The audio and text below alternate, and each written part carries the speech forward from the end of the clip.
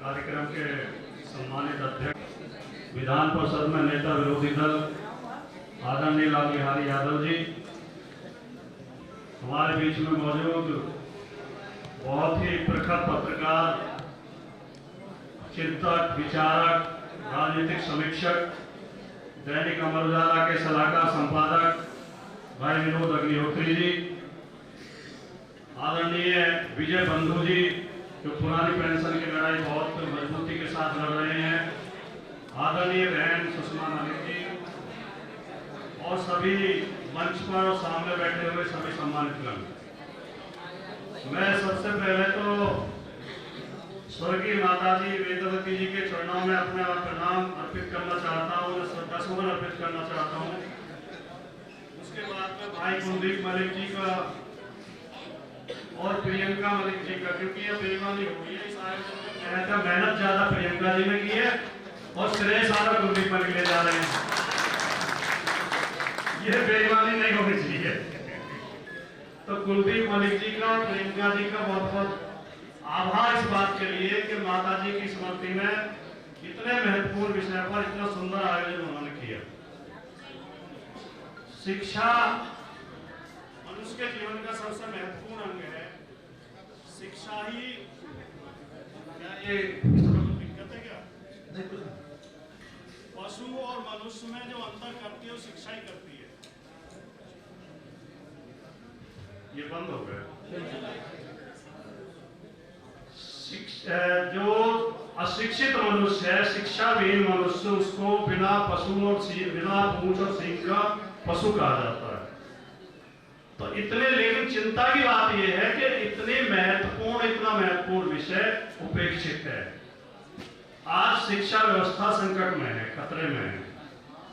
जो सुरेंद्र सौरभ जी ने कहा कि जो सुषमा जी ने बोला और विजय बंधु जी ने बोला, उस पर प्रकाश डाला जाए, उसे समाधान की ओर ले जाया जाए।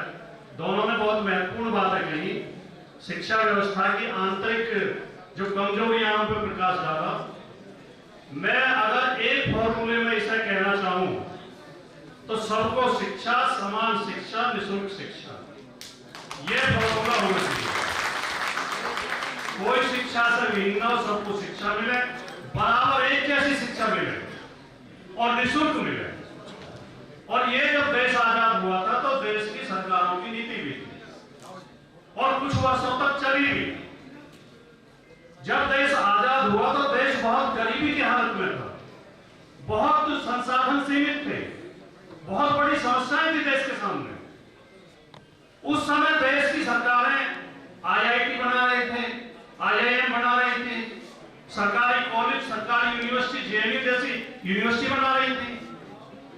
और आज जब हम कहते हैं कि हम विश्वगुरु हो गए हैं और पता नहीं कितने ट्रिलियन की अर्थव्यवस्था हो गई है और 5वें नंबर पर पहुंच गए, तीसरे पर पहुंचने वाले हैं, तब हम शिक्षा का कबाड़ा किए जा रहे हैं, सरकारी संस्थानों को बर्बाद कर रहे हैं, बंद कर रहे हैं, शिक्षा का निजीकरण कर रहे हैं। इस देश में दो क्षेत्र में बहुत भयंकर कार्य हो रहे हैं, शिक्षा के क्षेत्र में, स्वास्थ्य के क्षेत्र में।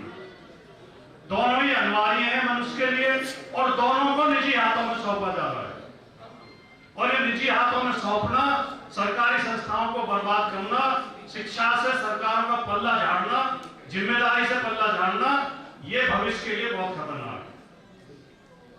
किसी विद्वान ने कहा कि अगर किसी देश का भविष्य देखना हो तो उसके विश्वविद्यालयों में और महाविद्यालयों में घूमकर आइए, वहां से आपको पता चलेगा कि देश का भविष्य क्या है। अगर आज हम विश्वविद्यालयों पर, महाविद्यालयों पर नजर डालें और वहां की स्थितियां देखें तो हमें इस देश का भविष्य बहुत अंधकार में नजर आता है। गरीब आदमी चाहकर भी अपने बच्चे को नहीं पढ़ा पा रहा है और जहां उनके बच्चों के एडमिशन हो रहे हैं वहां पढ़ाई हो नहीं रही है और जहां पढ़ाई हो रही है वहां उनका प्रवेश वर्जित है।